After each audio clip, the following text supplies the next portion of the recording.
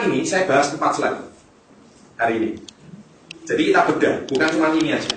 Ya, kita akan bedah lebih dalam. Kuadran kiri itu kuadran E dan S. Kuadran kanan, kuadran B dan I. Kuadran kiri adalah orang yang dominan otak kiri. Kuadran kanan adalah orang yang dominan otak kanan. Mari kita cek Anda dominan otak kiri atau kanan. Kalau orang yang otak kiri, berpikirannya gimana saya mencari pekerjaan. Ini Pak Fahmi nggak boleh ikut.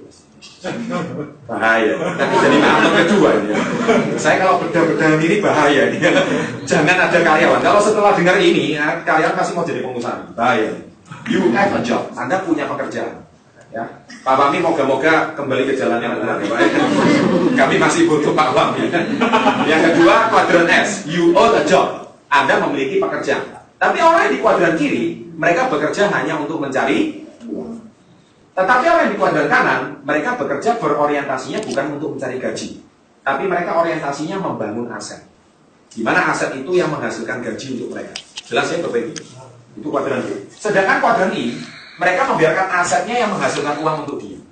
Dan mereka di sini tidak bekerja keras. Mereka di sini bekerja keras pagi, siang, malam untuk mencari uang. Siapa di sini bekerja untuk mencari uang? Angkat tangan. Jujur.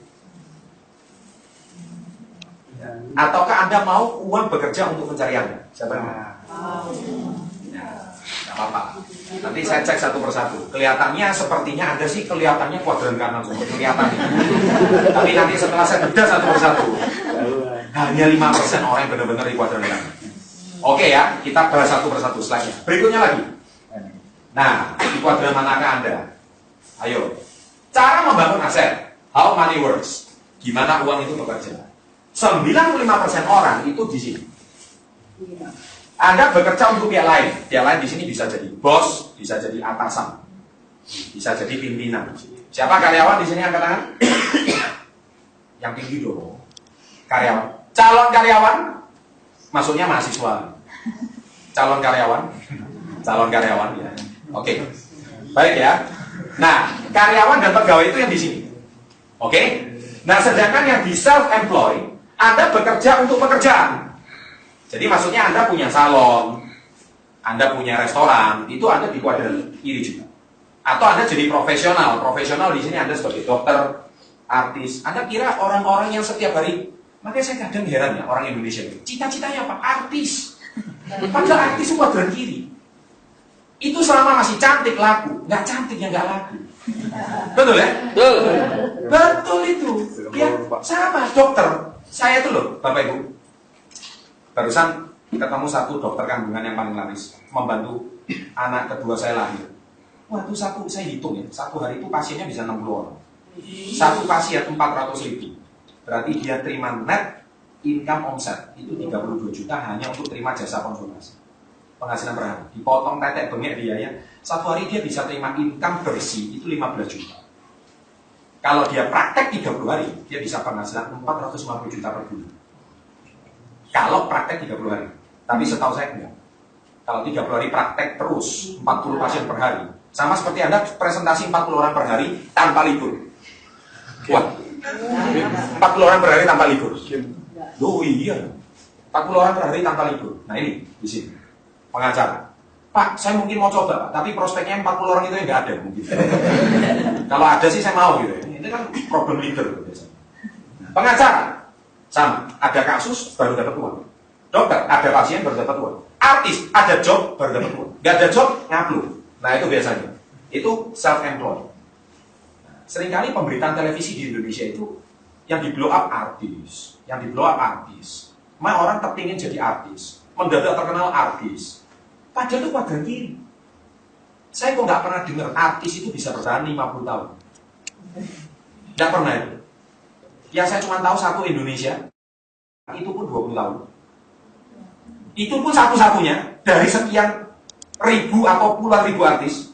Yang lain nggak tahu sudah kemana. Malah banyak artis banting setir jadi pengusaha. Nah ini jangan salah. Ya. Tetapi kenapa yang di blog itu bukan pengusahanya? Kalau semua stasiun televisi Indonesia memblok pengusaha-pengusaha, saya jamin nggak ada korupsi lagi. Karena semua orang mau berpikir menjadi pengusaha. Betul? Nah, kita lihat lagi yang 5% orang. Nah, 5% orang ini bisnis owner. Di sini dia berorientasi membangun bisnis yang bekerja untuk Anda. Di mana Anda pemilik perusahaan, Anda mau waralaba dan waralaba pribadi, personal franchise seperti Kiki Indonesia. Tepuk tangan dong. Loh, Pak, kalau agen properti itu di mana, Pak? Di sini. Agen asuransi itu di mana, Pak? Di sini. Karena ada kasus, ada klien, baru dapat, ada polis, baru dapat uang. Betul? Kalaupun passive income, 2 tahun. Kalau di sini seumur hidup, betul 2 tahun. Tanya aja semua agen asuransi. Salah. Setelah 2 tahun, ya cari polis lagi. Kalau nggak produksi, mulai hilang. Anda jangan salah. Jelas ya? Jadi tidak bisa dikategorikan bisnis. Ya, Anda harus tahu. Tidak bisa dikategorikan. Nah, yang I, investor, uang bekerja untuk Anda. Ini yang lebih ngeri. Uang yang dihasilkan dari sini diinvestasikan untuk menghasilkan uang lagi. Nah, itu ada pemegang saham, pemilik properti, pemegang reksadana, pemegang obligasi, surat-surat berharga. Ini kuadran I. Ini punya passive income dari sini dibelikan ruko, punya passive income di sini dibelikan kebun. Kebunnya menghasilkan passive income lagi. Nah, ini enak ini orang di sini. Siapa yang mau? Mau dulu. Gak apa-apa. Mau dulu gitu ya, betul ya? Oke. Mari kita lagi slide ketiga, dibedah lagi nih SPI-nya lagi loh ini. Banyak itu. Kuadran kiri zona keamanan. Ya. Alasan keamanan karena menurut mereka jika setiap bulan menerima penghasilan akan aman. Betul ya? Mental gajian. Ya? Pegawai. Pak, kalau nggak gajian gimana? Terus padahal kalau di PHK atau sakit, penghasilan hilang seketika. Jangan salah. Berapa banyak karyawan tiba-tiba hilang seketika. Betul ya? Nah, ini Anda bekerja untuk orang lain. Di sini Anda memiliki pekerjaan. Tapi yang di keuangan, Anda memiliki bisnis dengan sistem orang bekerja untuk Anda. Nah, di sini dia memilih bukan aman, tapi memilih bebas. Freedom. Mereka memilih bebas, mereka berusaha untuk mendapatkan penghasilan seberapapun yang mereka inginkan. Dan di sini uang bekerja untuk Anda. Anda memilih kuadran mana? Kiri atau kanan? Mari kita lihat di slide berikutnya. Ada lagi, SBI lagi. Saya bedah ini satu persatu. Nah, di sini kerja, di sini bekerja demi kebutuhan. Pak, saya anak 2. Saya kerja, Pak, untuk supaya beli susunya anak. Ya, saya kerja, Pak, supaya istri saya ini ya lumayan lah, Pak, gabung ngepul terus. Jadi kan mindsetnya orang sebelah kiri. Betul ya? Pak, saya kerja, Pak, ya supaya anakku ini sekolah, Pak. Karena aku dulu gak sekolah, Pak. Betul ya? Ini mindsetnya orang kiri nih. Betul ya? Ayo kita yang mana? Kita yang mana? Jujur. Sebelum saya bahas slide ini, kita yang mana? Ya, nanti hati-hati ya. Terus di sini dia menukarkan tenaga dan waktu. Jadi artinya apa? Dia bekerja, dia merelakan sekian jamnya per hari, disewakan ke bosnya. Maksudnya disewakan, dia tukar waktunya. Dan bos itu tanggal 30 kasih dia gaji. Income sekian rupiah. Ye. Dia sekolah tinggi-tinggi demi untuk apa? Demi untuk digaji. Ya, saya kadang heran ya. Orang itu nilai matematikanya 9, fisikanya 9, kimianya 9. Pinter loh ya. Anda tahu pekerjaan yang cocok untuk dia tuh? Semuanya 9. Dosen, bener. Pengusaha, gak tentu. Loh, banyak pengusaha kimianya 9-nya balik 6 kok. Kimianya jadi bebek 2, 9 bukan. Banyak. Oh, yang nilainya 2 seneng. Wah sih. Jadi belum tentu juga, belum tentu, belum masuk kategori. Masih ada banyak kriterianya itu. Artinya gini loh ya. Kalau Anda itu Indonesia ini kadang sistem pendidikannya harus perlu diperbarui. Kalau di Barat, Anda itu sejak SD, SMP, SMA, Anda itu sudah mata pelajarannya itu diklasifikasikan sesuai kelebihan Anda. Kalau Indonesia SD, SMP, SMA itu dipaksakan untuk menguasai semua mata pelajaran. Contoh, Anda harus menguasai seni rupa, Anda harus menguasai kesenian, Anda harus menguasai PMP, ya. Terus Anda harus PMP, jangan PPKN ya namanya. Jangan dulu PMP. Yang tua-tua itu tahu lah pasti ya. Jangan sekarang PPKN ya kan. Pendidikan Moral Pancasila itu saya dulu.